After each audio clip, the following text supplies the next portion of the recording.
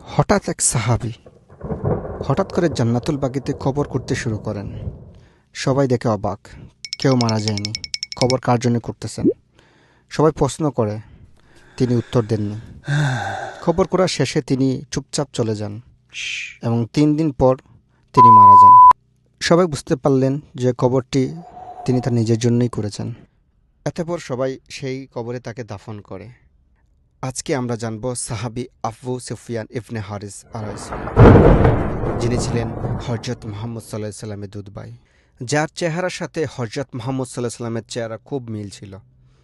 রাসূলুল্লাহ সাল্লাল্লাহু আলাইহি সাল্লাম খুব চাইতেন যে এই তার দুধ ভাই ধর্ম গ্রহণ করে। শান্তির ধর্মতে দাওয়াত দেওয়া হয় অনেক আগেই, কিন্তু তিনি অনেক দেরিতে দাওয়াত গ্রহণ করে। বলতে গেলে তিনি মক্কা বিজয়ের পর ইসলাম ধর্ম গ্রহণ করেন। অবশেষে তিনি সাহাবী হয়ে মৃত্যুবরণ করেন।